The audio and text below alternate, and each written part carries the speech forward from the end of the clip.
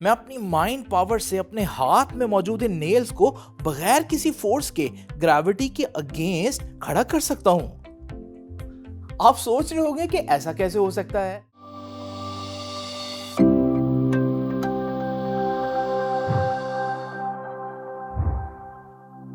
हम जानते हैं कि किसी भी ऑब्जेक्ट को ग्रेविटी के अगेंस्ट लेकर जाने के लिए फोर्स रिक्वायर्ड होती है, लेकिन मैं अपनी माइंड पावर से अपने हाथ में मौजूद इन नेल्स को बगैर किसी फोर्स के ग्रेविटी के अगेंस्ट खड़ा कर सकता हूं।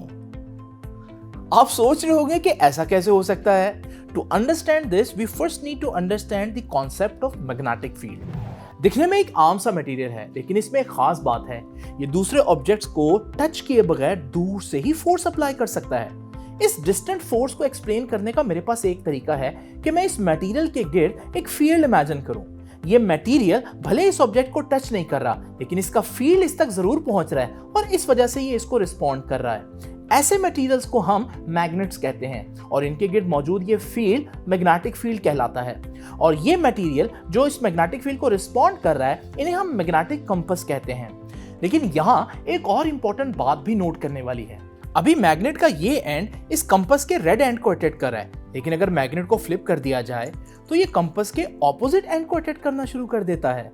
इसका मतलब तो ये हुआ कि इस मैग्नेट के गिर्द मौजूद मैग्नेटिक फील्ड हर जगह एक जैसा नहीं है, बल्कि इस मैग्नेट के दोनों एंड्स पर मौजूद मैग्नेटिक फील्ड बिल्कुल ऑपोजिट नेचर या ऑपोजिट पोलैरिटी का है।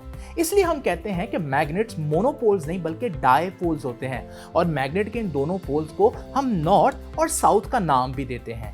यहाँ इन दोनों पोल्स में हम डिफरेंशिएट नहीं कर पाए, लेकिन स्टूडेंट्स को कंफ्यूजन से बचाने के लिए हम मैग्नेट्स के दोनों एंड्स को डिफरेंट कलर करते हैं, ताकि बच्चों को पता चल जाए कि रेड एंड जो है वो नॉर्थ है और ब्लू एंड जो है वो मैग्नेट का साउथ पोल है।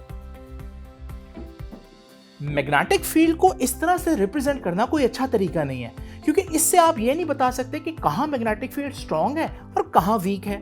ये भी नहीं बता सकते कि किसी पॉइंट पर मैग्नेटिक फील्ड की डायरेक्शन कहाँ है। इसलिए हमें मैग्नेटिक फील्ड को माइकल फैराडे के बताए हुए तरीके पर रिप्रेजेंट करना पड़ेगा। आइए इस मैग्नेटिक कंपास की मदद से इस मैग्नेट का मैग्नेटिक फील्ड ट्रेस करते हैं। ये कंपास इस पॉइंट पर मैग्नेटिक फील्ड के नॉर्थ की तरफ इशारा कर रही है। इसी तरह ये कंपास इस पॉइंट पर मैग्नेटिक फील्ड के नॉर्थ की तरफ इशारा कर रही है और यूं डिफरेंट पॉइंट्स पर मैग्नेटिक फील्ड के नॉर्थ को ट्रेस करके हम ये मैग्नेटिक फील्ड लाइन ड्रॉ कर सकते हैं जो कि नॉर्थ से साउथ की तरफ जा रही है। बिल्कुल इसी तरह से हम मैग्नेट की ऑपोजिट साइड पर भी मैग्नेटिक फील्ड लाइन ड्रॉ कर सकते हैं। और अगर मैं इसी प्रोसेस को रिपीट करता जाऊं तो इस मैग्नेट के गिर्द मौजूद मैग्नेटिक फील्ड को मुकम्मल तौर पर ट्रेस कर सकता हूं। हम देख रहे हैं कि मैग्नेटिक फील्ड लाइंस मैग्नेट के नॉर्थ से स्टार्ट होती हैं और साउथ पर एंड होती हैं। मैग्नेट के करीब जहां मैग्नेटिक फील्ड की स्ट्रेंथ ज्यादा है वहां मैग्नेटिक फील्ड लाइंस करीब करीब हैं, जबकि मैग्नेट से दूर जहां फील्ड की स्ट्रेंथ कम हो गई है वहां मैग्नेटिक फील्ड लाइंस भी एक दूसरे से दूर दूर हैं। आयरन फिलिंग्स में मौजूद आयरन का हर पार्टिकल एक छोटी सी मैग्नेटिक कंपास की तरह बिहेव करेगा और मैग्नेटिक फील्ड के साथ अपने आप को अलाइन कर लेगा और वो पैटर्न जो पहले बहुत मेहनत से हम लोगों ने बनाया था वो ऑटोमेटिकली अपीयर हो जाएगा। अब आपको पता चल गया होगा कि आयरन नेल्स के इस बिहेवियर के पीछे कोई मैजिकल फोर्स नहीं बल्कि ये मैग्नेटिक फोर्स थी।